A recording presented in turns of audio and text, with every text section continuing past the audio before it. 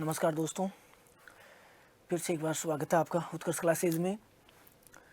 अब टॉपिक है अपना आवश्यक पोषक तत्व। आवश्यक पोषक तत्व बड़ा ही इम्पोर्टेंट टॉपिक है और हर बार हर एग्ज़ाम में एग्रीकल्चर का कोई भी कंपटीशन होता है उसके अंदर एक दो क्वेश्चन ज़रूर आते हैं। सबसे पहले आवश्यक पोषक तत्व। आवश्यक पोषक तत्व किसे कहा जाता है, यह अवधारणा किसने दी? तो आवश्यक पोषक तत्वों के अंदर सबसे पहले बात करते हैं अवधारणा की क्राइटेरिया किसने दिया। तो अवधारणा सबसे पहले आर्नोन और स्टाउट ने यह अवधारणा दी थी। उसके बाद में आर्नोन ने इसको वापस रिवाइज किया और अब इसे आर्नोन की आवश्यक पोषक तत्वों की अवधारणा के नाम से जाना जाता है। आर्नोन की आवश्यक पोषक तत्वों की अवधारणा के नाम से इसको जाना जाता है। आर्नोन ने 3 चीज़ें बताई जिनके आधार पर किसी भी तत्व को आवश्यक पोषक तत्व कहा जाएगा। सबसे पहली शर्त उसने ये बताई कि कोई भी पौधा किसी भी पोषक तत्व के बिना अगर जीवन चक्र पूरा नहीं कर पाता है तो वो तत्व आवश्यक पोषक तत्व होगा। जैसे कोई भी तत्व हो उसको आवश्यक कब माना जाएगा, जब पौधा उसके बिना अपना जीवन चक्र पूरा न कर सके। दूसरा उसने बताया कि एक पोषक तत्व कोई भी हो वो सीधे रूप से पौधों की मेटाबॉलिक क्रियाओं में भाग लेता हो। तो कोई भी उपापचयी क्रियाओं के अंदर सीधे रूप से भाग लेता हो उस पोषक तत्व को क्या कहेंगे, आवश्यक पोषक तत्व। और तीसरा था एक पोषक तत्व की कमी को दूसरे पोषक तत्वों से पूरा नहीं किया जा सके। फॉर एग्जांपल जैसे मान लो कि अगर नाइट्रोजन है उसकी जगह अगर फास्फोरस डबल भी देते हैं तो भी फास्फोरस नाइट्रोजन की कमी को पूरा नहीं कर सकता। तो 3 शर्तें उसने बताई। पहला, जिसके बिना पौधा अपना जीवन चक्र पूरा ना कर सके। दूसरा, जो उपापचयी क्रियाओं के अंदर सीधे रूप से भाग लेता हो। और एक पोषक तत्वों की कमी को दूसरे पोषक तत्वों से पूरा नहीं किया जा सके। ऐसे तत्वों को आवश्यक पोषक तत्व कहा जाता है। इसके बाद में आर्नोन ने जितने भी आवश्यक पोषक तत्व थे वो टोटल अपने आर्नोन के अनुसार आर्नोन ने आवश्यक पोषक तत्व बताए 16। और वर्तमान में अगर सीधा क्वेश्चन आता है तो उसके अंदर आवश्यक पोषक तत्व पूछे जाते हैं। तो आवश्यक पोषक तत्व, पौधों के लिए आवश्यक पोषक तत्वों की संख्या अगर ये पूछी जाती है तो अपने को करना है 17। और ये 17वां जो तत्व है वो है आपका निकिल। और निकिल का प्रभाव जो देखा गया था वो किस में देखा गया था, धान के अंदर। यानी कि अगर आपको पूछा जाता है 17वां आवश्यक पोषक तत्व या आवश्यक पोषक तत्वों की श्रेणी के अंदर 17वां तत्व कौन सा जोड़ा गया तो वो हो जाएगा आपके निकल। इसके बाद में आता है जो आर्नोन ने जो क्लासिफिकेशन दिया। आर्नोन ने क्लासिफिकेशन जितने भी पोषक तत्व थे उन पोषक तत्वों को 2 भागों में डिवाइड किया। एक उसने सबसे पहले मुख्य या वृहद जिनको अपन मेजर कहते हैं, और दूसरे थे आपके सूक्ष्म या माइनर या ट्रेस एलिमेंट। जो मुख्य पोषक तत्व हैं, मुख्य और सूक्ष्म, यानी कि जिन पोषक तत्वों के 1 ppm से ज़्यादा आवश्यकता होती है वे पोषक तत्व मुख्य, और जिनको 1 ppm से कम आवश्यकता होती है पौधों को वो कहलाते हैं सूक्ष्म। मुख्य पोषक तत्वों का अनुसार उसने वापस डिवाइड किया। वो था उसके अंदर सबसे पहले था एक संरचनात्मक, दूसरा आता है इसके अंदर आपके प्राथमिक, और तीसरा है इसके अंदर आपके द्वितीयक। और द्वितीयक तत्वों को ही गौण तत्व कहा जाता है। सेकेंडरी जो तत्व होते हैं उनको ही गौण तत्व कहा जाता है। संरचनात्मक वे तत्व होते हैं जिनके द्वारा पादप का 95% से ज़्यादा भाग बना हुआ होता है। और पादपों के अंदर 95% से ज़्यादा भाग कार्बन, हाइड्रोजन और ऑक्सीजन के द्वारा बना हुआ होता है। यानी कि 95% ज़्यादा भाग कार्बन, हाइड्रोजन और ऑक्सीजन मिलकर बनाते हैं। क्योंकि सभी जितने भी कार्बोहाइड्रेट्स हैं या जिसको अपन कहते हैं शर्कराएं हैं वो सारे के सारे क्या कर रखते हैं, उसमें कार्बन, हाइड्रोजन और ऑक्सीजन होता है, जिसको अपन कहते हैं CnH2nOn। चाहे वो स्टोरेज शर्करा हो चाहे रेडली शर्करा हो, उनके अंदर सबके अंदर CH और O की उपस्थिति होती है। तो संरचनात्मक यानी कि जिनके द्वारा पादप का भाग संपूर्ण पादप बना हुआ होता है। फिर इसके बाद में प्राथमिक और द्वितीयक। प्राथमिक तत्वों के अंदर N, P और K तीनों तत्वों को प्राथमिक में रखा गया। फिर इसके बाद में द्वितीयक में कैल्शियम, मैग्नीशियम और सल्फर, इन 3 तत्वों को इसमें रखा गया। यहाँ पर भी एक क्वेश्चन जो आता है, कई बार पेपर्स के अंदर देखा गया है, नॉर्मली क्या करता है, निम्न में से कौन सा द्वितीयक पोषक तत्व नहीं है, निम्न में से कौन सा द्वितीयक पोषक तत्व है, तो यहाँ पर सल्फर और ये कैल्शियम, ये कंफ्यूज करते हैं, ये बहुत बार पूछे जाते हैं, क्योंकि कैल्शियम, मैग्नीशियम और सल्फर ये सेकेंडरी हैं, लेकिन क्वेश्चन ऐसे पूछा जाता है कि निम्न में से द्वितीयक तत्व नहीं है या द्वितीयक तत्व है, कौन सा प्राथमिक नहीं है, कौन सा द्वितीयक नहीं है या सूक्ष्म नहीं है। अब तो यहाँ पर एक चीज़ तो क्वेश्चन ये आता है कि कौन सा प्राथमिक है, कौन सा द्वितीयक है। इसके बाद में जो बाकी के बच्चे वो आते हैं आपके सूक्ष्म पोषक तत्व। अब सूक्ष्म पोषक तत्वों के अंदर आपके Fe आता है, यानी कि आयरन आता है, आयरन के बाद में कॉपर आता है, कॉपर के बाद में जिंक आता है, मैग्नीज आता है, क्लोरीन आता है और बोरोन आता है और आपका निकल आता है, जिंक आ गया।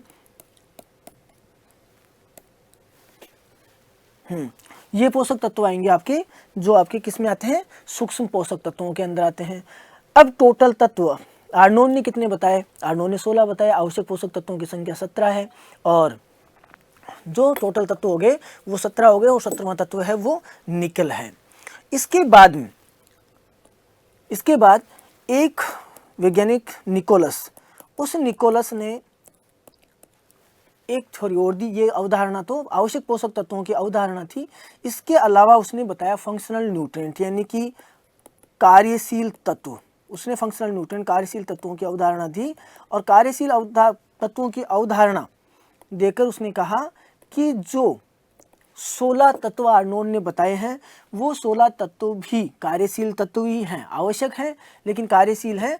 उसने उन 16 तत्वों के साथ में 4 तत्व और जोड़े और 4 तत्व जोड़कर उसने ये कहा कि जो 4 तत्व और 16 तत्व हैं ये टोटल 20 तत्व कौन कौन से थे, 4 कोबाल्ट था, सोडियम था, उसके बाद में आपके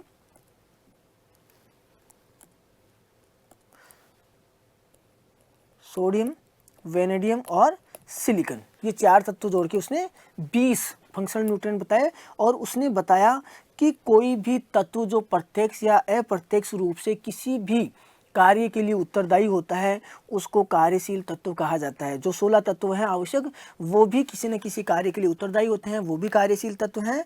और 4 जो कोबाल्ट, सोडियम, आपके वेनेडियम और सिलिकॉन, जो 4 तत्व जोड़े वो भी किसी न किसी कार्य के लिए उत्तरदायी होते हैं, इसलिए इनको कार्यशील तत्व कहा गया। और निकोलस ने आर्नोन के 16 तत्वों के साथ में 4 जोड़कर 20 कार्यशील तत्व बताए। इन 20 कार्यशील तत्वों, अब अगर जिससे मान लो कि कभी कभी क्वेश्चन ऐसे पूछा जाता है कि कार्यशील तत्व कितने करें, तो निकोलस जुड़ने के बाद निकोलस ने 20 दिए थे, लेकिन निकल तत्व के जुड़ने के बाद में जैसे आवश्यक पोषक तत्व 17 है उसी प्रकार से इसके अंदर भी निकल आएगा। उस समय उसने ये बताया कि 16 आपके आर्नोन के आवश्यक थे और 4 इसने इसके अंदर ऐड किए थे। तो क्वेश्चन ऐसे भी आ सकता है कि आर्नोन के 16 तत्वों में निकोलस ने कौन से तत्व जोड़े थे, तो कौन कौन से तत्व थे, कोबाल्ट हो गया, सोडियम हो गया, वेनेडियम और सिलिकॉन। इसके बाद में आता है आपके पोषक तत्वों के कार्य और कमी का लक्षण। तो सबसे महत्वपूर्ण नाइट्रोजन, फास्फोरस और पोटाश। सबसे पहले बात करते हैं नाइट्रोजन की। नाइट्रोजन का मुख्य कार्य होता है वानस्पतिक वृद्धि। लेकिन क्वेश्चन एक चीज और पूछी जाती है, इसके अंदर नाइट्रोजन किन किन तत्वों के लिए बनने के लिए आवश्यक होता है। तो नाइट्रोजन मैक्सिमम जो भी किसी भी कोशिका के अंदर जितनी चीज़ें आवश्यक होती हैं, डीएनए से लेकर प्रोटीन, एंजाइम्स, सारी चीज़ों के लिए नाइट्रोजन आवश्यक होता है। जिसके अंदर सबसे मुख्य अगर बात करते हैं तो जैसे मान लो कि प्रोटोप्लाज्म है कोशिका के अंदर, प्रोटोप्लाज्म के बाद में आता है आपकी न्यूक्लिक अम्ल, दोनों ही आरएनए और डीएनए। तो न्यूक्लिक अम्ल हो गए, न्यूक्लिक अम्ल के बाद में आता है एंजाइम्स के लिए, फिर एंजाइम्स के बाद में आता है प्रोटीन्स के बाद में विटामिन्स, और इन सभी के लिए बनने के लिए नाइट्रोजन आवश्यक होता है। और नाइट्रोजन का मुख्य काम होता है वानस्पतिक वृद्धि। पौधों के अंदर बात करें तो नाइट्रोजन का मुख्य काम होता है वानस्पतिक वृद्धि। फास्फोरस की बात करते हैं तो फास्फोरस का काम होता है जड़ों का विकास। जड़ों के विकास के लिए फास्फोरस आवश्यक होता है। और फास्फोरस के लिए अगर देखा जाए तो यहाँ पर फास्फोरस एटीपी फॉर्मेशन के लिए आवश्यक होता है। किसके लिए आवश्यक होता है? एटीपी निर्माण के लिए। और एटीपी निर्माण के लिए आवश्यक होने के कारण इसको की ऑफ लाइफ कहते हैं, यानी कि कोशिका के या किसी भी पादप के मुख्य जितनी भी चीज़ें होती हैं उनके लिए नाइट्रोजन आवश्यक होता है, लेकिन केवल एटीपी की वजह से की ऑफ लाइफ किसको कहा जाता है? फास्फोरस को कहा जाता है, क्योंकि फास्फोरस से एटीपी का निर्माण होता है और एटीपी सभी क्रियाओं के लिए आवश्यक होती है।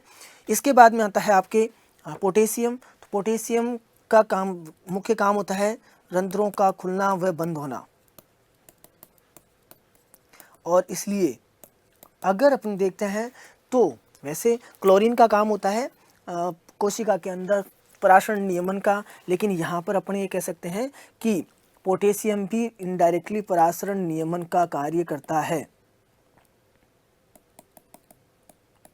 परासरण नियमन का कार्य पोटेशियम भी करता है। इसके बाद में वापस आइए, नाइट्रोजन की अधिकता के जो प्रभाव होते हैं उन प्रभावों को रिक्लेमेट करने के लिए या उनके सुधारने के लिए पोटेशियम आवश्यक होता है। जिससे नाइट्रोजन का कार्य है वानस्पतिक वृद्धि। अगर ज़्यादा वानस्पतिक वृद्धि होगी, नाइट्रोजन की अधिकता है, उस केस में पौधों के अंदर कोमलता अधिक आएगी, क्योंकि कोमल भाग अधिक होंगे। और अगर कोमल भाग अधिक होंगे, मांसल भाग अधिक होंगे, तो इसमें सबसे पहला जो प्रभाव आता है वो आता है नाइट्रोजन के कारण से फसल के पकने में देरी, फसल पकने में देरी। दूसरा जो प्रभाव आता है वो आता है कोमलता होने के कारण कीट और व्याधियों का प्रकोप अधिक होता है, अधिक प्रकोप।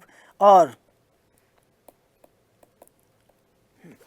अगर कोमलता मांसलता है तो जो फसलें हैं जिनकी वृद्धि अधिक हो रही है और उसके कारण से तना कोमल होगा, कमजोर होगा, तो फसल का गिरना। और इसमें दोनों ही चीज़ों, एक तो कीट एवं व्याधियों का प्रकोप और फसल का गिरना, अगर अपन देखते हैं तो नाइट्रोजन की अधिकता के कुप्रभावों को कौन कम करता है? पोटेशियम करता है। तो यहाँ पर अगर इसके कार्य देखे जाएं तो पोटेशियम के कार्य होते हैं फसल को गिरने से बचाना, फसल को गिरने से बचाना। दूसरा आता है वो आ जाएगा आपके कीट एवं व्याधियों के प्रति, कीट एवं व्याधियों के प्रति सहनशीलता। ये भी किसके कारण से आएगा? आपके पोटेशियम के कारण से आएगा। इसके बाद में यहाँ पर अगर फसल का गिरना कम हो रहा है, फसल गिर नहीं रही है, कीट एवं व्याधियों का प्रकोप कम हो रहा है, उनके प्रति सहनशीलता आ रही है, तो यहाँ पर एक शब्द और आता है गुणवत्ता। अगर आपको गुणवत्ता के लिए आता है तो अपन गुणवत्ता के लिए कौन सा तत्व करेंगे? पोटेशियम, क्योंकि गुणवत्ता के लिए कौन सा तत्व उत्तरदायी है? पोटेशियम। लेकिन यहाँ पर एक चीज़ अपने को ध्यान रखनी है, अगर बीजों की सुडौलता की बात आती है, बीजों की सुडौलता की बात आती है, तो अपने को करना है उसके अंदर फास्फोरस, बीजों की सुडौलता के अंदर फास्फोरस करना है। अदरवाइज अपने गुणवत्ता की बात आती है, क्वालिटी की बात आती है, तो क्वालिटी के अंदर अपने को सभी के अंदर पोटेशियम करना है। तो नाइट्रोजन के जो कुप्रभाव थे, नाइट्रोजन के कुप्रभावों के कारण उनको रिक्लेमेट किसने किया? पोटेशियम ने किया। पोटेशियम के कारण से दोनों तीनों चीज़ें हुई, फसल को गिरने से बचाया, कीट एवं व्याधियों के प्रति सहनशीलता हुई और गुणवत्ता। ये तीनों चीज़ें किसके कारण से होती है? पोटेशियम के कारण से। इसका अर्थ ये कह सकते हैं कि अपने पोटेशियम के कारण से हार्डनेस आती है, फसल गिरने से क्यों बच जाती है? क्योंकि कठोरता होगी, तना मजबूत होगा, जिसके कारण से फसल नहीं गिरेगी। अब बात आती है इनके कमी के लक्षण। इनकी कमी के कौन कौन से लक्षण होते हैं? तो सबसे पहले बात करें नाइट्रोजन, अगर तीनों का ही देखा जाए तो तीनों के लक्षण पुरानी अथवा निचली पत्तियों पर दिखाई देते हैं। तीनों के, नाइट्रोजन का भी, फास्फोरस का भी और पोटेशियम, इन तीनों के ही लक्षण पुरानी अथवा निचली पत्तियों पे दिखाई देते हैं। तो सिंपली एक चीज़ तो ये हो जाएगी कि नई पत्तियों पे या पुरानी पत्तियों पे, तो तीनों के लक्षण ही अगर पूछा जाता है तो पुरानी पत्तियों पे दिखाई देते हैं। लेकिन इनमें लक्षणों के अंदर, पौधों के अंदर पत्तियां पीली पड़कर सूखती है। यहाँ पर फास्फोरस के अंदर एक चीज़ और ऐड होती है, सबसे पहले डार्क कलर, यानी कि पत्तियां गहरे हरे रंग की होती है, फिर उसके बाद में उनमें पीलापन आता है, थोड़ा सा रेडिश कलर आता है। तो यहाँ पर एक शब्द आता है पर्पल या बैंगनी। अल्टीमेटली पत्तियां पीली पड़कर सूख जाती हैं, लेकिन फास्फोरस के कमी के कारण से पत्तियां एक बार बैंगनी कलर की होती है। इसीलिए ये क्वेश्चन पूछा जाता है कि वह पोषक तत्व जिसकी कमी से पत्तियां बैंगनी रंग की या पर्पल कलर की हो जाती है, तो वो किसमें आ जाएगा, फास्फोरस के अंदर आ जाए। अदरवाइज फास्फोरस के अंदर भी प्रभाव निचली अथवा पुरानी पत्तियों पर, निचली पत्तियां कह सकते हैं या पुरानी पत्तियां कह सकते हैं, उनके ऊपर दिखाई देता है। नाइट्रोजन और पोटेशियम का प्रभाव भी पुरानी अथवा निचली पत्तियों पर दिखाई देता है। इसके बाद में आता है आपके नाइट्रोजन। नाइट्रोजन के अंदर एक चीज़ और ऐड करनी है अपने को, नाइट्रोजन और पोटेशियम। नाइट्रोजन के अंदर जो कमी के लक्षण है, कमी के लक्षणों के साथ में एक चीज़ और आती है, इनकी कमी से होने वाले रोग, कमी से होने वाले रोग एक साथ देखेंगे, वो उनकी टेबल एक अलग से तैयार कर लेंगे जिससे अपन अच्छे से अपन को याद हो जाएगी। अब इसके बाद में है आपके कैल्शियम, मैग्नीशियम और सल्फर। कैल्शियम का कार्य है कोशिका विभाजन। कैल्शियम का कार्य क्या है, कोशिका विभाजन। याद रखना है, इंपॉर्टेंट क्वेश्चन है, ये पूछा जाता है। कोशिका विभाजन किस पोषक तत्व का कार्य है, तो कोशिका विभाजन किसका हो जाएगा, कैल्शियम का हो जाएगा। मैग्नीशियम तत्व है वो क्लोरोफिल निर्माण में सहायक है, या आप कह सकते हैं क्लोरोफिल का सेंट्रल पॉइंट होता है वो मैग्नीशियम होता है, यानी कि पर्णहरित क्लोरोफिल, पर्णहरित का मुख्य बिंदु है वो क्या है, मैग्नीशियम। यहाँ पर एक चीज़ और आपको ऐड करनी है, यहाँ ध्यान रखना है। आयरन की बात करें तो क्वेश्चन ऐसे आ सकता है कि पर्णहरित निर्माण में सहायक आवश्यक तो क्या हो गया आपके, मैग्नीशियम हुआ, क्योंकि मैग्नीशियम तो पर्णहरित का मुख्य बिंदु है, यानी कि पर्णहरित का निर्माण मैग्नीशियम के बिना नहीं हो सकता। लेकिन यहाँ पर पर्णहरित निर्माण में सहायक जो करना है आपको, क्या करना है, Fe करना है। फिर इसके बाद में आता है आपके सल्फर दोनों चीज़ों के लिए, तेल निर्माण के लिए और साथ में प्रोटीन निर्माण के लिए, तो दोनों चीज़ें हो जाएगी। एक आएगा आपके तेल निर्माण के लिए और एक हो जाएगा प्रोटीन। तो जो तेल वाली फसलें हैं उनमें तेल निर्माण के लिए, और जो आपकी प्रोटीन वाली है, दाल वाली फसलें हैं, उन दाल वाली फसलों के अंदर प्रोटीन, यानी कि दालों में और तिलहन में, दोनों में ही निर्माण के लिए, तेल और प्रोटीन निर्माण के लिए सल्फर तत्व आवश्यक होता है। फिर इसके बाद में आयरन में एक लिखा है अपने, पर्णहरित निर्माण में सहायक। तो पर्णहरित निर्माण में सहायक हो गया। इसके साथ साथ यहाँ पर एक सबसे इम्पोर्टेंट फंक्शन है, पूछा भी जाता है, श्वसन में O2 का वाहक कौन सा तत्व होता है, यानी कि श्वसन में ऑक्सीजन कैरियर, ऑक्सीजन लाने और ले जाने के लिए काम करने वाला तत्व कौन सा है, तो वो हो जाएगा आपके आयरन हो जाएगा। तो यहाँ पर एक चीज़ और हो गई कि श्वसन में ऑक्सीजन का वाहक होता है, वो कौन होता है। अब इसके बाद में आता है इनमें कमी का लक्षण। कमी के लक्षण के अंदर सबसे पहले कैल्शियम, मैग्नीशियम। तो मैग्नीशियम के अंदर अपने को यहाँ लिखना है, जो क्वेश्चन बार बार पूछा जाता है, यहाँ पर इसका लक्षण होता है वो है इंटरवेनियल हरिमाहीनता। इंटरवेनियल हरिमाहीनता, यानी कि इसको कहते हैं अंतःशिरा हरिमाहीनता। तो इंटरवेनियल यानी कि इसमें क्या होता है, जो शिराएं होती है वो शिराएं तो हरी रहती है, और जो बीज का लीफ का जो बीज का एरिया है वो पूरा का पूरा सूख जाता है, पीला पड़ के सूख जाता है। तो इंटरवेनियल अंतःशिरा हरिमाहीनता। इसके बाद में आता है कैल्शियम। कैल्शियम का लक्षण, कैल्शियम अग्र कलिकाओं पे अपना लक्षण दिखाता है। तो अग्र कलिकाओं, यहाँ पर कैल्शियम भी है और सल्फर, कैल्शियम और सल्फर यहाँ दोनों के ही लक्षण होते हैं। वो कहाँ दिखाई देते हैं, वो अग्र कलिकाओं के ऊपर दिखाई देते हैं। इसके अलावा एक तत्व और होता है जिंक। जिंक का जो दिखाई देता है वो भी अग्र कलिकाओं पे दिखाई देता है, कि उसके अंदर जो किनारे एजेस होते हैं वो भी सूख जाते हैं। तो अग्र कलिकाओं के ऊपर कैल्शियम और सल्फर का लक्षण दिखाई देता है। आयरन के कारण से यहाँ पर दो शब्द आते हैं। एक आता है आपके यहाँ जिसको कहते हैं अपन, एक तो होता है ईट्यूलेशन, हरिमाहीनता दोनों क्वेश्चन आ सकते हैं। अगर आयरन है तो भी हरिमाहीनता है, और इसके अलावा अगर आप पौधों को छाया के अंदर रखते हैं उसके कारण से हरिमाहीनता आती है। दोनों चीज़ अपने को ध्यान रखनी है। इसके बाद में आता है आपके कॉपर। तो कॉपर का सबसे महत्वपूर्ण कार्य है, कॉपर ऑक्सीकरण अपचयन क्रियाओं के अंदर भाग लेता है। हालांकि ऑक्सीकरण अपचयन क्रियाओं के अंदर आपके आयरन भी भाग लेता है, दोनों ही होते हैं, आयरन भी है और कॉपर, दोनों चीज़ें याद रखना। यहाँ पर आ जाएगा ऑक्सीरेडॉक्स, ऑक्सीकरण अपचयन। ऑक्सीरेडॉक्स किसको कहा जाता है, ऑक्सीकरण अपचयन क्रियाओं के अंदर भाग लेने वाले तत्व हैं। तो कौन कौन से हो जाएंगे, Fe भी है और कॉपर भी है। तो ऑक्सीकरण अपचयन क्रियाओं के अंदर भाग लेने वाले तत्व।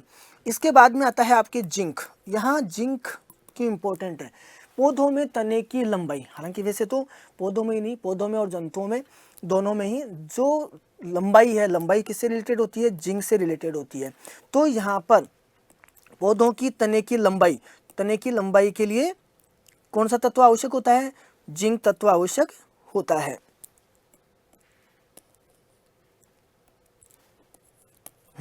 तो यहाँ पर आ जाएगा तने की लंबाई। अब यहाँ एक चीज ध्यान रखनी है, यहाँ पर एक क्वेश्चन जो अपने को पूछा जा सकता है वो है कि ऑक्सीजन संश्लेषण के लिए कौन सा तत्व आवश्यक है। तो ऑक्सीजन संश्लेषण के लिए अपने को ये ध्यान रखना है, सबसे पहले जो बात करनी है, ऑक्सीजन संश्लेषण के लिए अगर क्वेश्चन आता है तो अगर उसमें आपका जिंक होता है तो सबसे पहले जिंक करना है। ऑक्सीजन संश्लेषण का आवश्यक तत्व आएगा तो सबसे पहले आपके जिंक आएगा। उसके बाद में अगर ये नहीं आता है तो उस केस में अपने को ऑक्सीजन संश्लेषण के लिए अपन नाइट्रोजन भी कर सकते हैं। अगर जिंक नहीं आता है उस केस के अंदर पहले तो जिंक होगा, जिंक के बाद में नाइट्रोजन होगा। अगर ऑक्सीजन संश्लेषण के लिए जिंक नहीं आता है तो उस केस में अपन उसके अंदर नाइट्रोजन करेंगे।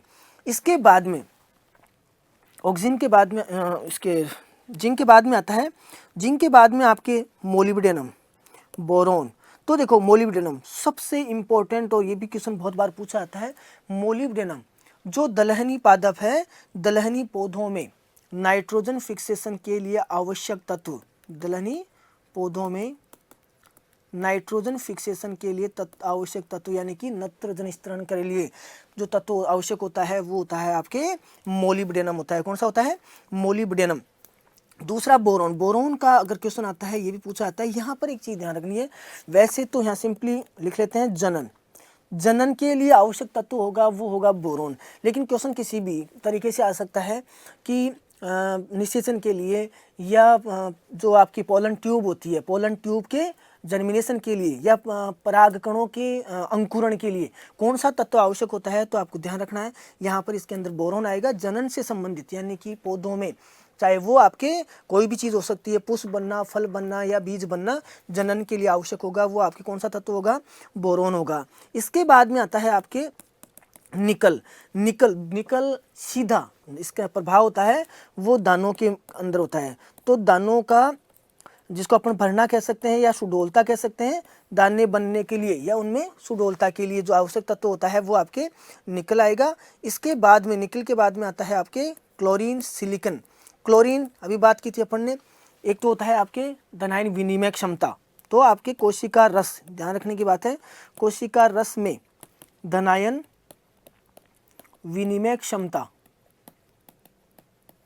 के लिए बनाए रखने के लिए कौन सा तत्व आवश्यक होता है, क्लोरीन। और सिलिकन की बात करते हैं तो आपकी जो शुष्क भार होता है इसका, जो आपके बाद में जो जैसे सिलिकन है, निकल है, इन सब का प्रभाव मुख्यतः किसमें देखा गया, धान में देखा गया। सिलिकन का प्रभाव भी कहाँ किसमें देखा गया, धान में। निकल का भी किसमें देखा गया, धान में। यहाँ सोडियम का अगर पूछा जाता है तो सोडियम का प्रभाव किसमें देखा गया, तो सोडियम का प्रभाव आएगा, तो सोडियम का प्रभाव आ जाएगा आपके शुष्कता के लिए यानी कि सूखे के लिए। तो इसका चुकंदर के अंदर देखा गया, सूखे के प्रति सहनशीलता सोडियम के कारण से होती है।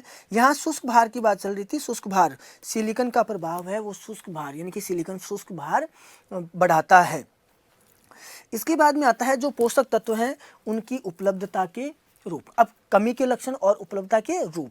उपलब्धता की बात करते हैं तो उपलब्धता के अंदर आपके जो मेजर्स नाइट्रोजन है, नाइट्रोजन आपका NO3- और NH4 यानी कि अमोनियम, नाइट्रेट और अमोनियम।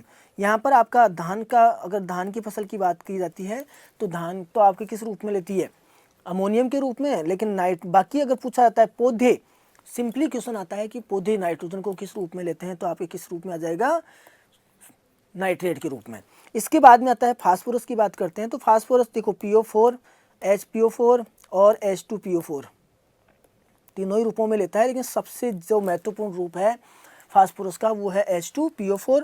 फिर K की बात आती है तो K+, यानी कि यहाँ पर एक क्वेश्चन अराइज होता है, वो क्वेश्चन है कि प्राथमिक पोषक तत्वों में वह तत्व जिसको संयुक्त रूप में नहीं लिया जाता, और संयुक्त रूप के अंदर यहाँ पर जो पोटेशियम है, पोटेशियम को संयुक्त रूप में नहीं लिया जाता है। तो एक क्वेश्चन हो गया, वह प्राथमिक पोषक तत्व जिसको संयुक्त रूप में पौधे ग्रहण नहीं करते, संयुक्त में नहीं लेके असंयुक्त रूप में लेते हैं, तो वो कौन सा हो जाएगा आपके पोटासियम।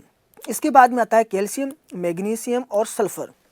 कैल्शियम, मैग्नीशियम और सल्फर के अंदर देखेंगे तो कैल्शियम को पौधे उसी रूप में लेते हैं, यानी कि यहाँ पर भी ऐसे युक्त रूप आएगा, मैग्नीशियम भी ऐसे युक्त रूप आएगा, लेकिन सल्फर SO2- SO4-। तो यहाँ इस केस में आया आपके, इस केस में आपको देखोगे कि यहाँ पर फिर क्वेश्चन अराइज होता है, जैसे यहाँ पर क्या था, प्राथमिक पोषक तत्व जिसको असंयुक्त रूप में लिया जाता है, तो और यहाँ पर एक सिंगल क्या आएगा, संयुक्त रूप में, वह द्वितीय पोषक तत्व जिसको संयुक्त रूप में पौधे ग्रहण करते हैं, तो वो कौन सा हो जाएगा, सल्फर। सेकेंड द्वितीयक में संयुक्त रूप में आया वो सल्फर हुआ, और अब प्राथमिक में असंयुक्त रूप में आया वो आपका पोटासियम हो गया। इसके बाद आपके जिंक है वो तत्व के रूप में ही लेते हैं, जिंक Zn+, आयरन को भी उसी के रूप में ऐसे एक रूप में लिया जाता है, तो Fe+। इसके बाद में आता है कॉपर, वही आपके कॉपर+, यानी और मोलिब्डेनम आएगा वो संयुक्त रूप में आएगा, तो MoO4। यहाँ पर मोलिब्डेनम आया वो किस रूप में आया, आपके MoO4 के रूप में लिया जाता है। फिर इसके बाद में आता है आपके बोरॉन है, तो बोरॉन भी संयुक्त रूप में होता है BO4- या BO3-। ये भी किस रूप में लिया जाता है, BO3 में भी होता है और BO4 में भी होता है, दोनों चीज़ों के अंदर आता है, तो BO3-, ये भी आपके संयुक्त रूप के अंदर आता है। इसके बाद में अगर मैग्नीज की बात करें तो ये आपके आ जाएगा, ये भी Mn, ये भी आपके इसी के अंदर रूप में आएगा, यानी कि असंयुक्त रूप में लिया जाता है। इसके बाद में पोषक तत्वों के प्राप्य रूप हो गए, पोषक तत्वों के प्राप्य रूप हुए, पोषक तत्वों का मुख्य कार्य क्या है और उसके कमी के लक्षण। इसके बाद में एक सब आता है अपने जो इम्पोर्टेंट है, हर बार इसमें से क्वेश्चन जरूर आता है, वो होता है पोषक तत्वों की कमी से होने वाले रोग।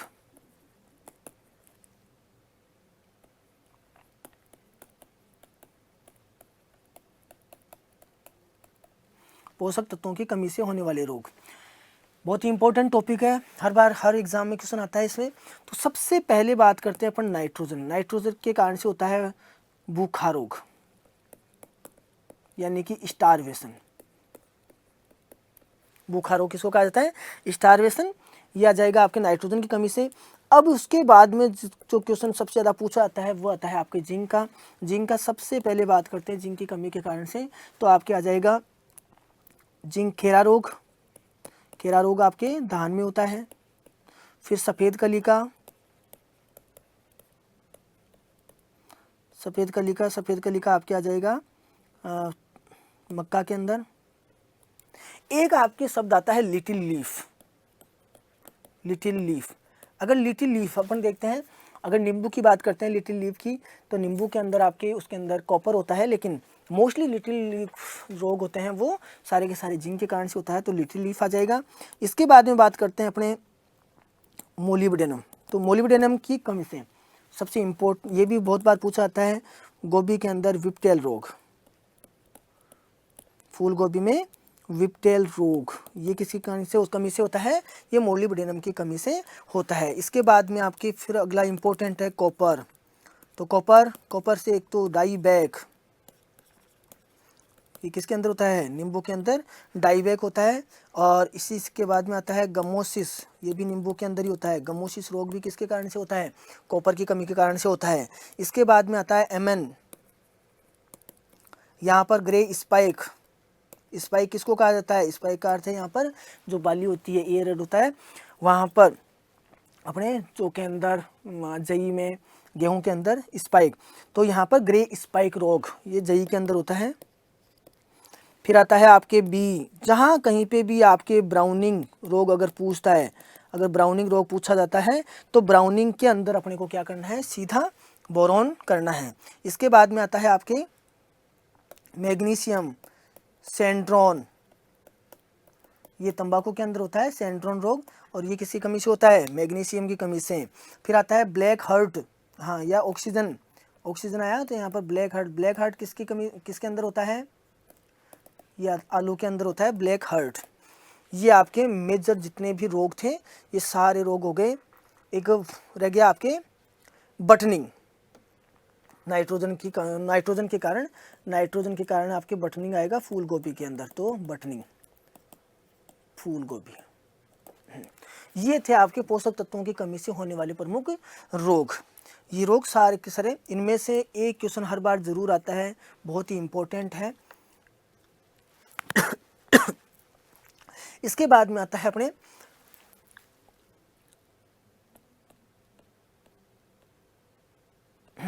ये थे आपके आवश्यक पोषक तत्व। तो आवश्यक पोषक तत्वों की अवधारणा, फिर आगे कार्यशील, आवश्यक पोषक तत्वों के मुख्य कार्य क्या हैं, आवश्यक पोषक तत्व की कमी के लक्षण क्या हैं, और आवश्यक पोषक तत्व मुख्यतः कौन कौन से उनकी कमी से रोग होते हैं, और सबसे इम्पोर्टेंट मुख्य रोग कौन कौन से, उसकी कमी से कौन कौन से रोग होते हैं, वो सबसे इम्पोर्टेंट है। इसके बाद में दो छोटे पॉइंट हैं वो कर लेते हैं इसके अंदर। एक आता है आपकी मृदा उर्वरता।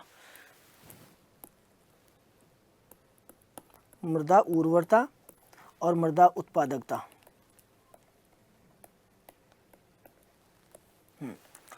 तो देखो मृदा उर्वरता किसको कहेंगे, यहाँ पर तीन, जैविक, भौतिक और आपके रासायनिक, इन दशाओं के योग को सिंपल परिभाषा अपन बोलते हैं मृदा की जैविक, भौतिक और रासायनिक दशाओं के योग को मृदा उर्वरता कहा जाता है। लेकिन यहाँ पर मृदा का मुख्य कार्य क्या है, परिभाषा दूसरी बताते हैं। मृदा पोषक तत्व प्रदान करती है।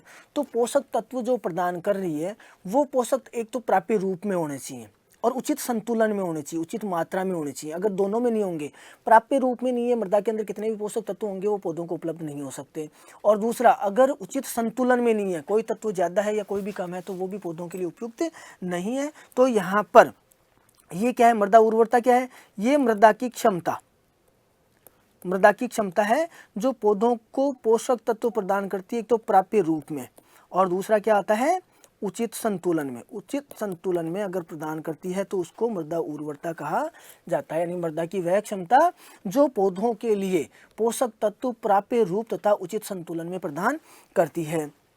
मृदा उत्पादकता का अर्थ है प्रति हेक्टेयर उत्पादन। मृदा से प्रति हेक्टेयर कितना उत्पादन प्राप्त हुआ उसको अपन कहते हैं मृदा उत्पादकता। और नॉर्मली वैसे अगर इसको थ्योरेटिकली लिखा जाता है तो अपन किलोग्राम में लिखते हैं, और वैसे अपन इसको व्यक्त करने के लिए इसको किस में करते हैं, रुपयों में व्यक्त किया जाता है। मृदा उर्वरता को प्रभावित करने वाले कारक, तो कारकों के अंदर दो प्रकार के कारक हैं, एक आपके प्राकृतिक होंगे और दूसरे आपके कृत्रिम होंगे। ये इजीली आप पहचान सकते हो, क्योंकि प्राकृतिक कारक, अगर प्राकृतिक कारकों के अंदर अपन बात करते हैं तो सिंपली जैसे पैतृक पदार्थ हैं वो प्राकृतिक कारक हो गया, क्योंकि पैतृक पदार्थ जैसा था उसी से मृदा की उर्वरता प्रभावित होती है। तो और कृत्रिम कारक जैसे फसल उगाने की पद्धति है, जुताई का ढंग है, तो वो कौन से हो गए, कृत्रिम कारक हो गए। तो प्राकृतिक और कृत्रिम कारक। फिर आता है मृदा उत्पादकता को प्रभावित करने वाले कारक। तो मृदा उत्पादकता को सबसे महत्वपूर्ण कारक जो प्रभावित करता है वो आता है मृदा उर्वरता। अगर मृदा उर्वरता नहीं है तो उत्पादक होने के कोई चांस नहीं है। लेकिन सभी उर्वरक मृदाएं, यानी कि मृदा उर्वरता हो और फिर भी उत्पादक हो, ये भी जरूरी नहीं होता। लेकिन अगर उत्पादक मृदा है तो वो उर्वर जरूर होगी। सभी उत्पादक मृदाएं उर्वर होती है, लेकिन उर्वर मृदा उत्पादक हो ये जरूरी नहीं है। तो सबसे महत्वपूर्ण आ गया कि मृदा उत्पादकता के लिए सबसे जरूरी है कि मृदा का उर्वर होना आवश्यक है। इसके बाद में दूसरी चीज आती है स्थिति। मृदा की स्थिति, यानी कि मृदा जहाँ पर स्थित है, अगर वो कोई भी शहर के पास में है तो वहाँ से उसको ले जाने के लिए कम ट्रांसपोर्टेशन का खर्चा आएगा, यानी कि उनको आय, उसके अंदर खर्चा कम आएगा, तो उसकी आय होगी वो ज़्यादा होगी, तो उत्पादकता ज़्यादा हो जाएगी। तो जो आपकी मृदा है उसकी स्थिति का प्रभाव पड़ता है। इसके बाद में है आपके मांग। कोई भी उत्पाद, अगर कोई भी उत्पाद है उसकी मांग अगर ज़्यादा होगी तो उसका प्राइस ज़्यादा होगा, यानी कि उसका मूल्य बढ़ जाएगा, और मूल्य बढ़ने के कारण से उसके अंदर जो उत्पादक, उसकी मृदा की उत्पादकता बढ़ जाएगी। यातायात के साधन, वही चीज़ है, क्योंकि यातायात के साधन अगर अपने फार्म से या अगर यातायात के साधन सुलभ हैं तो कोई भी प्रोडक्ट होगा उसको किसान मार्केट तक आसानी से ले जा सकता है, तो उसको आय ज़्यादा होगी। अगर दूर ज़्यादा है तो उसके कारण से क्या होगा, उसको आय कम, आय तो होगी लेकिन उसका जो प्रॉफिट है वो पूरा नहीं हो पाएगा। इसके बाद में अन्य कारक, सारी चीज़ें समान होते हुए भी अन्य कारक महत्वपूर्ण होते हैं। यहाँ पर वातावरणीय कारक आते हैं। वातावरणीय कारकों के अंदर जैसे उर्वरता खूब है, अच्छी है, मृदा की स्थिति अच्छी है, मांग खूब है, यातायात के साधन भी है, लेकिन अन्य यानी कि पर्यावरणीय कारक, वातावरणीय कारक, कोई भी फसल पूर्णतः पक गई, सारी चीज़ें सही हैं, लेकिन जैसे वातावरणीय कारकों के अंदर जैसे पाला होता है, ओला होता है, जो भी वातावरणीय प्रतिकूल परिस्थितियां हैं उसके कारण से सारी चीज़ें सही होते हुए भी अन्य कारकों के कारण से भी उत्पादकता है वो कम हो सकती है। तो उत्पादकता को प्रभावित करने वाले कारक मृदा उर्वरता स्थिति है, मांग है, यातायात के साधन है। इसके बाद में आता है आपके एक आपके छोटा सा पॉइंट है मृदाक्षरण। मृदाक्षरण सॉइल इरोजन, मृदाक्षरण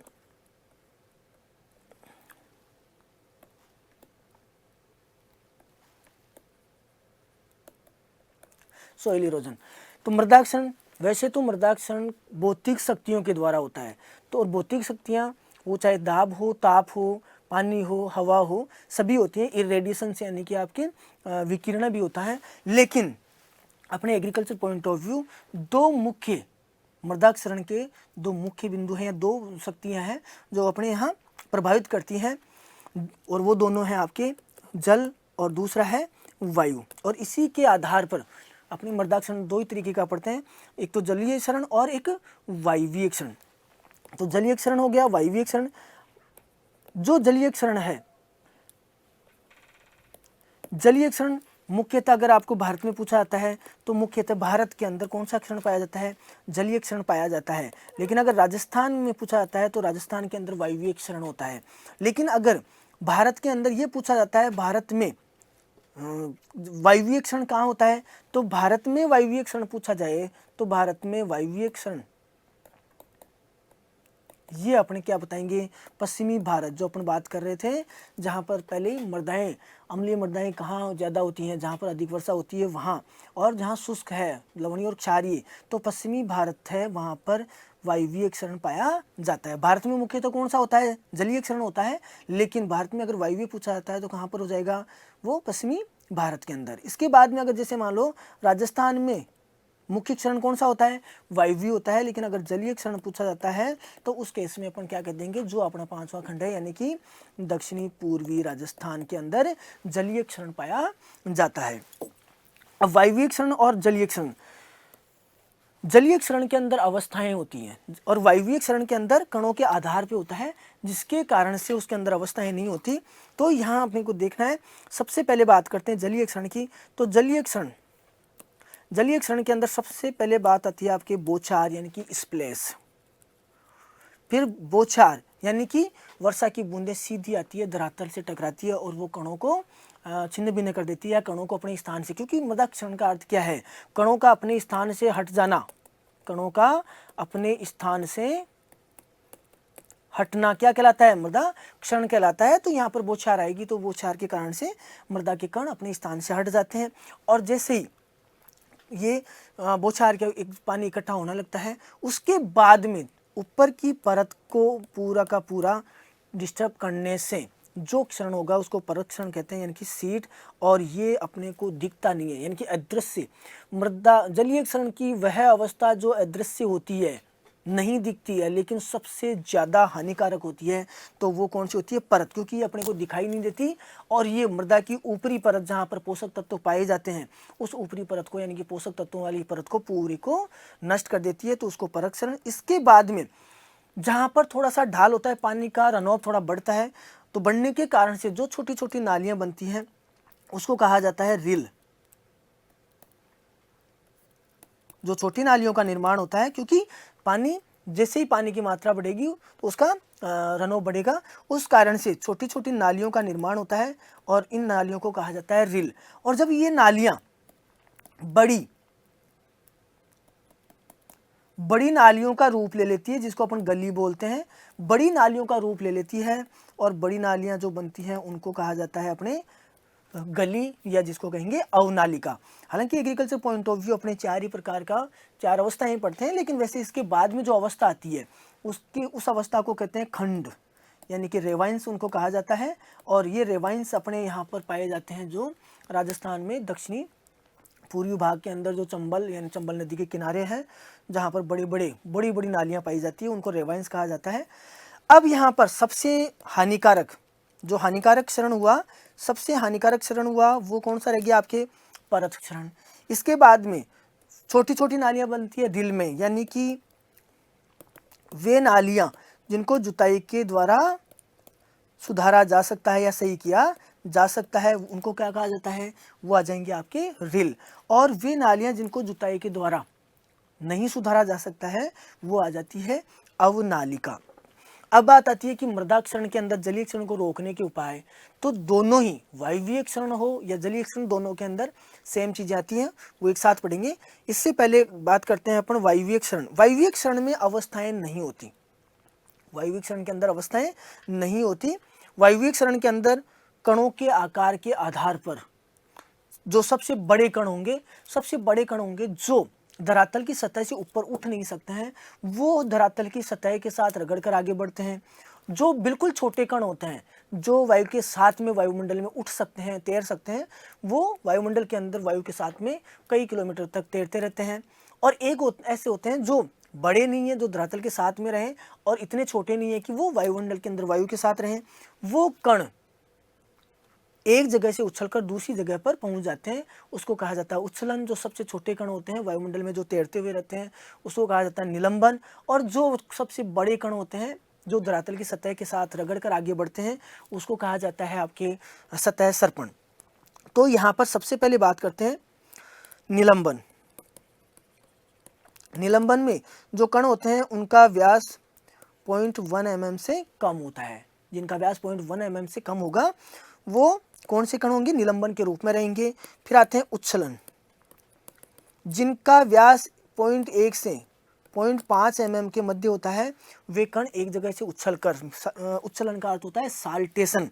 साल्टेशन कहा जाता है मेंढक के चाल को, यानी कि एक जगह फुदक कर दूसरी जगह पर पहुंचना, इसको कहा जाता है उच्छलन।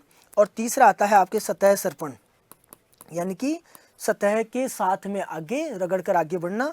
और ये कौन से कण होते हैं, जिनका व्यास ज़्यादा होता है, यानी कि 0.5 mm से ज़्यादा होता है, वे कण धरातल की सतह के साथ रगड़कर आगे की ओर बढ़ते हैं, उसको कहा जाता है सतह सर्पण। तो निलंबन, उच्छलन और सतह सर्पण ये अवस्थाएं नहीं होती, अगर ये प्रकार होते हैं।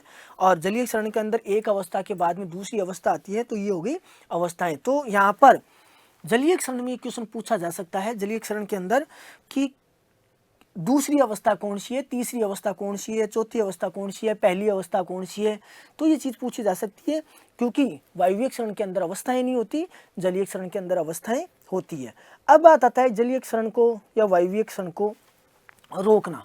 तो जलीय क्षरण को और वायवीय क्षरण को रोकने के लिए क्या किया जाए। तो यहाँ पर सबसे इम्पोर्टेंट आता है क्षरण को रोकने के लिए मृदा या धरातल को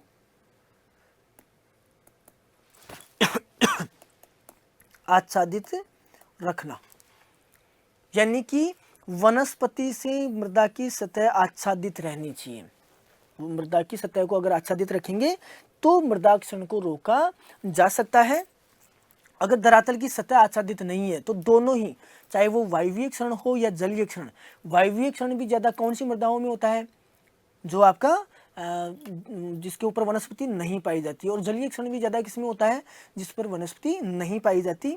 तो धरातल की सतह को या मृदा की सतह को वनस्पति से आच्छादित रख के ही मृदा जलीय क्षरण को भी रोका जा सकता है और वायवीय क्षरण को भी रोका जा सकता है। यहाँ पर एक चीज़ डिस्कस करनी है कि जो क्षरण होता है, जो मृदा क्षरण है, वो मृदा क्षरण कितने प्रकार का है। यहाँ पर एक आता है आपके त्वरित,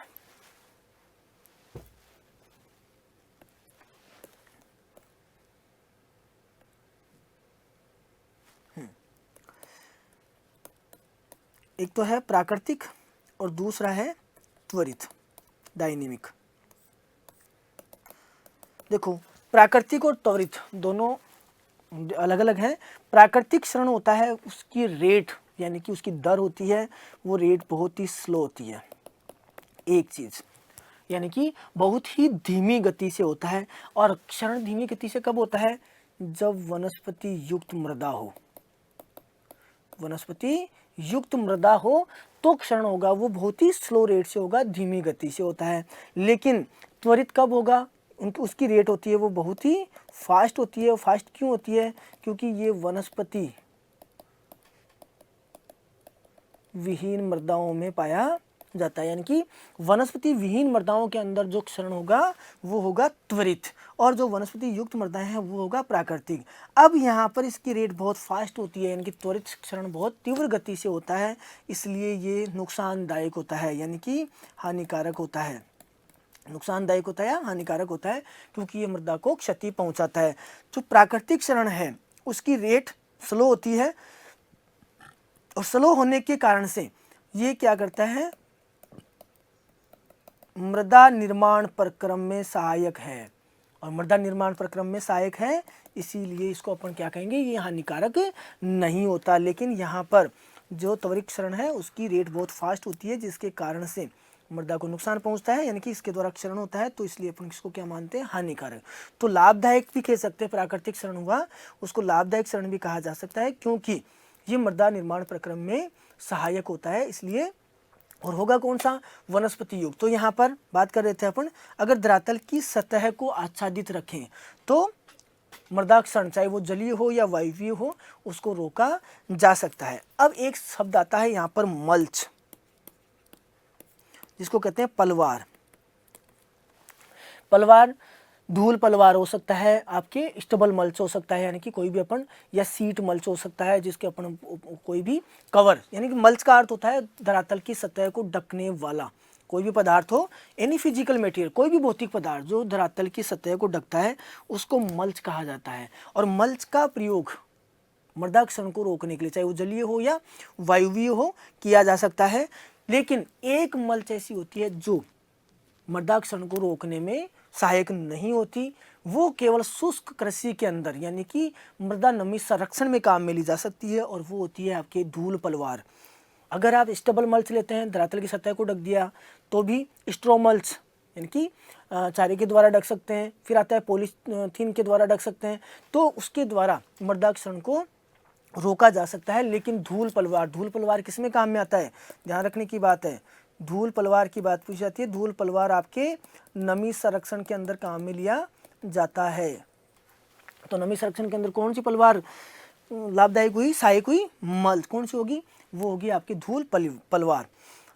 अब इसके बाद में आता है आच्छादित के अंदर, अगर अपने जलीय की बात करते हैं तो आच्छादित करना, तो अपने को जैसे ये पूछा जा सकता है कि जहाँ पर वायवीय क्षरण ज़्यादा होता है, राजस्थान के जो रेतीले पार्ट है, अगर तो उस पर घासों का अध्ययन किया जा सकता है, यानी कि घासें लगाई जा सकती है, जितने भी टीले हैं उनको ग्रासेज के द्वारा अपन कवर कर सकते हैं। तो घासों का अध्ययन और एक होता है घासों को उगाना, दो चीज़ें होती है, एक तो होता है अध्ययन और एक होता है घासों को उगाना। अगर आपको पूछा जाता है एग्रोइस्टोलॉजी, तो ये तो होगा अध्ययन, लॉजी ध्यान रखने की बात है, एग्रोइस्टोलॉजी तो ये तो हो जाएगा घासों का अध्ययन, और एक होता है शोध कल्चर, यहाँ पर क्या हो जाएगा, घासों को उगाना, या ले फार्मिंग भी कहते हैं, जिसके अंदर अपन क्या करते हैं, घासों को उगाया जाता है। तो चाहे वो टीले हो, उनको अगर धरातल की सतह को आच्छादित करते हैं तो मृदा क्षरण को रोका जा सकता है। ये हुआ अपने इसके अंदर सबसे पहले अपन ने डिस्कस किया पोषक तत्वों के अंदर आर्नोन ने दिया था आवश्यक पोषक तत्वों का कितने प्रकार के तत्व होते हैं, दो भागों में उसने डिवाइड किया था, मुख्य के अंदर और सूक्ष्म के अंदर किया था। उसके बाद में निकोलस आया, निकोलस ने फंक्शनल न्यूट्रिएंट्स की अवधारणा दी, और उसने जो आर्नोन के आवश्यक पोषक तत्व थे उनके अंदर 4 तत्व जोड़े। इसके बाद में अपन ने डिस्कस किया कि जो पोषक तत्व होते हैं उनके क्या क्या कार्य हैं, तो नाइट्रोजन, फास्फोरस, पोटास, ये तीनों का देखा। नाइट्रोजन की अधिकता के जो कुप्रभाव होते हैं उनको रिक्लेमेट करने वाला वो कौन है, वो उसको करता है आपके, इसको रिक्लेमेट करेगा आपके पोटेशियम। तो पोटेशियम क्या हुआ, पोटेशियम फसल को गिरने से बचाना, कीट एवं व्याधियों के प्रति प्रतिरोधकता, और दूसरा गुणवत्ता। इसके बाद में आपकी जड़ों का विकास की बात आती है, तो जड़ों के विकास के लिए फास्फोरस आवश्यक है। बीजों की सुडौलता, क्वालिटी अपन ने देखा था वो पोटेशियम के द्वारा था, लेकिन अगर बीजों की सुडौलता की बात करते हैं तो वो अपने को फास्फोरस में करना है। की ऑफ लाइफ पूछा जाता है तो अपने को फास्फोरस करना है। और मैक्सिमम जितने भी इंपॉर्टेंट जैसे प्रोटोप्लास्ट है, न्यूक्लिक अम्ल है, एंजाइम, प्रोटीन और विटामिन के निर्माण के लिए आवश्यक है वो आपका नाइट्रोजन है। लेकिन एटीपी के निर्माण के लिए फास्फोरस की आवश्यकता होती है, इसलिए की ऑफ लाइफ फास्फोरस को कहा जाता है। एटीपी का निर्माण एडीपी से होता है, एडीपी प्लस एक इनऑर्गेनिक फॉस्फेट, इन दोनों से आपके एटीपी का निर्माण होता है। और एटीपी के अंदर क्या काम आया, एक इनऑर्गेनिक फॉस्फेट जुड़ जाता है तो एडिनोसिन ट्राइफॉस्फेट, तो फास्फोरस काम में आया। इसके बाद में पोटेशियम की बात की, पोटेशियम रंध्रों के खुलने व बंद होने के लिए काम में आता है और इसको अपन ये कहते हैं इनडायरेक्टली पराशर नियमन में भी सहायक होता है। इसके बाद में आता है तो इनके तीनों के ही प्रभाव जो दिखाई देते हैं, तीनों के ही प्रभाव पुरानी और निचली पत्तियों पर, नाइट्रोजन, फास्फोरस और पोटास के प्रभाव पुरानी अथवा निचली पत्तियों पर दिखाई देते हैं।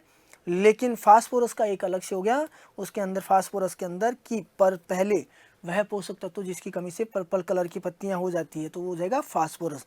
कैल्शियम का कार्य क्या है, कोशिका विभाजन, इंपॉर्टेंट है, ये क्वेश्चन पूछा जाता है। इसके बाद मैग्नीशियम, क्लोरोफिल का मुख्य घटक पूछा जाता है, तो क्लोरोफिल का मुख्य घटक मैग्नीशियम होगा और नाइट्रोजन है वो क्लोरोफिल निर्माण में सहायक होता है। मैग्नीशियम के कारण से इंटरवेनियल क्लोरोसिस है, यानी कि अंतःशिरा हरिमाहीनता, वो किसके कारण से है, मैग्नीशियम के कारण से। कैल्शियम और सल्फर का जो लक्षण दिखाई देता है, साथ में जिंक का, वो अग्र कलिकाओं पे दिखाई देता है। सल्फर का कार्य तेल वाली फसलों के अंदर तेल निर्माण और प्रोटीन यानी कि दाल वाली फसलों के अंदर प्रोटीन निर्माण के लिए आवश्यक होता है। अब इसके बाद में आयरन, तो आयरन का एक देखा अपन ने, मुख्य कार्य है श्वसन में ऑक्सीजन का वाहक, वो कौन सा होता है, वो आयरन होता है। साथ में अभी अपने देखा था पर्णहरित निर्माण में भी सहायक है। ऑक्सीकरण अपचयन क्रियाओं के अंदर भाग लेने वाला तत्व, तो ऑक्सीकरण अपचयन में कॉपर और आयरन दोनों है, लेकिन अगर दोनों आते हैं तो पहले अपने को कॉपर कर देना है, अदरवाइज दोनों आते हैं तो दोनों। इसके बाद में जिंक है, तो मैंने बताया प्लांट हाइट की बात करते हैं तो तने की लंबाई के लिए क्या आवश्यक है, जिंक आवश्यक है। और ऑक्सीजन का कार्य क्या होता है, ऑक्सीजन का कार्य होता है अग्र कलिका प्रभाविता या शीर्ष कलिका प्रभाविता, यानी कि अग्र कलिका को बढ़ाते रहना। तो ऑक्सीजन संश्लेषण के लिए आवश्यक क्या है, जिंक है। अगर जिंक नहीं आता है तो फिर अपने को नाइट्रोजन करना होता है। इसके बाद में आता है आपके प्राप्य रूप, तो प्राप्य रूपों के अंदर नाइट्रोजन पूछते हैं, आपके अमोनियम का पूछा था, अमोनियम के लिए धान आ जाएगा आपके, फास्फोरस का हो गया, पोटेशियम का, सभी पोषक तत्वों का। लेकिन ये ध्यान रखना है कि वह प्राथमिक पोषक तत्व जिसको असंयुक्त रूप में लिया जाता है और वह द्वितीय पोषक तत्व जिसको संयुक्त रूप में लिया जाता है। इसके बाद में आपके सूक्ष्म पोषक तत्वों में से पूछा जा सकता है। और कमी से होने वाले रोग, ये इंपॉर्टेंट टॉपिक है, इसको याद रखना है। नाइट्रोजन के कारण स्टार्वेशन, जिंक का सबसे ज़्यादा पूछा जाता है, जिंक, मोलिब्डेनम और कॉपर, इनके क्वेश्चन हर बार पूछे जाते हैं। तो जिंक का खेरा रोग हो गया, सफ़ेद कलिका, लिटिल लीफ, और मोलिब्डेनम के कारण से विप्टियल रोग हो जाएगा, ये भी बहुत बार पूछा जाता है। डाइबेक गमोसिस, नींबू के अंदर कॉपर। और इसके बाद में आपके ग्रे स्पाइक हो गया, मैग्नीज की कमी से और ब्राउनिंग बोरोन की कमी से। कहीं पे भी अगर ब्राउनिंग आता है या ब्राउनिंग को कहेंगे भूरापन, भूरापन रोग किसकी कमी से होता है, तो आपके बोरोन करना है। इसके बाद में मैग्नीज सेंट्रोन हो गया, ब्लैक हार्ट। यहाँ एक चीज़ और बताता हूँ आपके, ये आलू के अंदर होता है, तो आलू के अंदर ब्लैक हार्ट रोग होता है। एक होता है इसमें ब्लैक स्कर्फ, आलू के अंदर, या ब्लैक हार्ट तो किसकी कमी से हुआ, ऑक्सीजन की कमी से। एक होता है ब्लैक स्कर्फ, तो अपने को ध्यान रखना है, ब्लैक स्कर्फ है वो फंगल डिजीज़ है, अपने यहाँ पर पढ़ रहे हैं वो, ये फिजियोलॉजिकल डिसऑर्डर है, यानी कि ब्लैक हार्ट। इसके बाद में अपन ने मृदाक्षरण पढ़ा, पहले मृदा उर्वरता उत्पादकता पढ़ा और उसके बाद में मृदाक्षरण, मृदाक्षरण को रोकने वाले मृदा की जो अवस्थाएं, मृदाक्षरण की अवस्थाएं हैं वो देखी है, प्राकृतिक और कृत्रिम देखा है, कौन सा हानिकारक है और उसको रोकने के उपाय। आज के लिए इतना ही। अब है आपके अगले क्लास के अंदर जो लेंगे वो होगा खाद्य एवं उर्वरक। धन्यवाद। Click on the subscribe button to subscribe to our channel. Press the bell icon on the YouTube app and never miss another update. Download eUtkarsh app from Google Play Store. eUtkarsh app is one-stop solution for your competitive exam preparation. With lots of unique and amazing features like create your own custom test, add YouTube videos in app library, add web reference link. For quick revision, make your own custom flashcards. For each chapter, you can give online test and analyze your performance. So download eUtkarsh app now.